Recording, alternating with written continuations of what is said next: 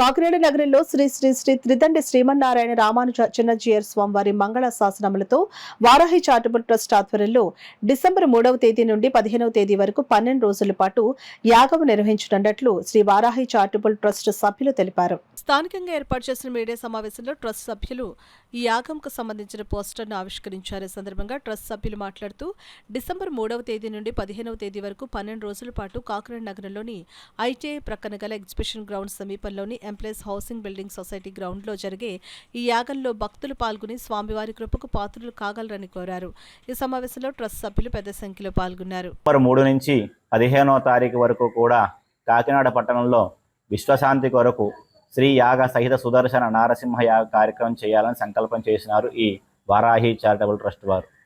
లోక కళ్యాణార్థం జరిగేటువంటి యాగంలో భక్తులకి అందరికీ కూడా సమస్త జీవకోటికి ప్రాణికోటికి కూడా శాంతి, సుఖము, సౌఖ్యము అన్నీ కలగాలి, అందరూ క్షేమంగా వర్ధిల్లాలి, ఈ విశ్వానికి శాంతి కలగానే సదుద్దేశంతో 12 రోజుల పాటు పుష్కరాన్నికంగా లోక కళ్యాణార్థమై ఈ యొక్క కార్యక్రమాన్ని సంకల్పం చేయడం జరిగింది.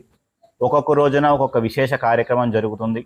భక్తులందరూ కూడా వారి వారి మనోభీష్టాలు నెరవేర్చుకునే కష్టాలన్నీ కూడా తీరి భగవంతుని యొక్క అనుగ్రహాన్ని పొందడం కొరకు ఒక్కొక్క రోజు ఒక్కొక్క విశేష కార్యక్రమం జరుగుతుంది ఈ యొక్క 12 రోజుల కార్యక్రమంలో.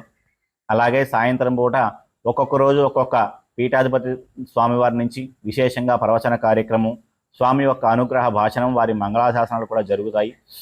కాబట్టి భక్తులందరూ కూడా విశ్వశాంతి కోసం జరిగేటువంటి ఈ కార్యక్రమంలో పాల్గొని ఈ విశ్వం శాంతిగా ఉంటే విశ్వంలో నివసించే ప్రతి ప్రాణి కూడా సుఖంగా సౌఖ్యంగా ఉంటుంది. కాబట్టి మానవులతో పాటు ప్రతి ప్రాణికి కూడా శాంతి సౌఖ్యం కలగాలని చెప్పి ఈ విశ్వశాంతి సుదర్శన నారసింహ యాగం కార్యక్రమం చేపట్టడం జరిగింది. భక్తులందరూ కూడా ఈ విశ్వశాంతి కొరకు సెప్టెంబర్ 27వ తారీఖు నుంచి శ్రీ శ్రీ శ్రీ అష్టాక్షరి సంపత్కున రామాజీర స్వామివారి చేట 108 గ్రామాలలో భిక్షాటన కార్యక్రమం చేసి ఆ ద్రవ్యంతో ఈ యొక్క కార్యక్రమాన్ని, అలాగే భక్తుల యొక్క సహాయ సహకారాలతో ఈ యొక్క కార్యక్రమాన్ని నిర్వహించడం జరుగుతుంది.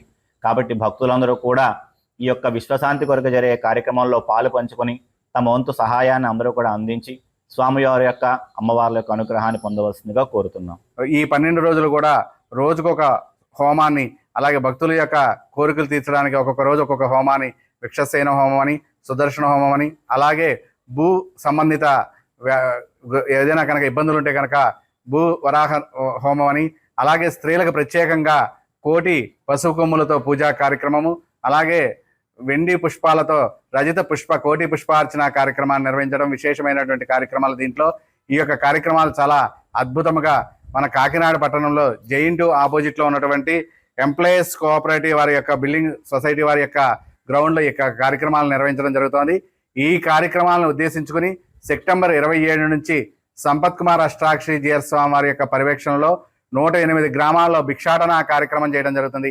ఈ భిక్షాటన ద్వారా వచ్చే నిధులతోనూ, అలాగే భక్తుల దాతల ద్వారా వచ్చే నిధులతోనూ దాదాపు 2,50,00,000 వ్యయంతో ఈ యొక్క యాగాన్ని నిర్వహించాలని మా కమిటీ వారు ట్రస్ట్ సభ్యులందరూ నిర్ణయించడం జరిగింది.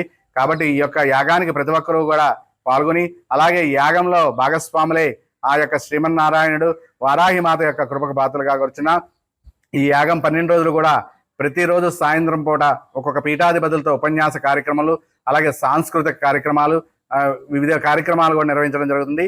యాగం చివరి రోజున దంపతులందరితో కూడా శాంతి కళ్యాణ మహోత్సవము, భారీ అన్న సమారాధన కార్యక్రమాన్ని కూడా నిర్వహించడం జరుగుతోంది. ఈ యొక్క యాగానికి సంబంధించిన నిర్వహణ కార్యక్రమాలన్నీ కూడా రేపు దసరా ముందు నుంచి కూడా ఆ యాగస్థలంలో దీనికి సంబంధించిన టికెట్లను కూడా ఇవ్వడము, పూజా సంబంధించిన రుసుములు ఎంత అనేది కూడా త్వరలోనే విడుదల చేయడం జరుగుతుంది. కావున ప్రతి ఒక్కరూ కూడా ఈ విశ్వశాంతి కోసం జరిగేటువంటి యాగంలో పాల్గొని అందరూ కూడా ఈ యొక్క స్వామివారు మరియు వారామాత అమ్మవారి యొక్క కృపకు పాత్రలు కావాల్సిందిగా కోరుచున్నారు.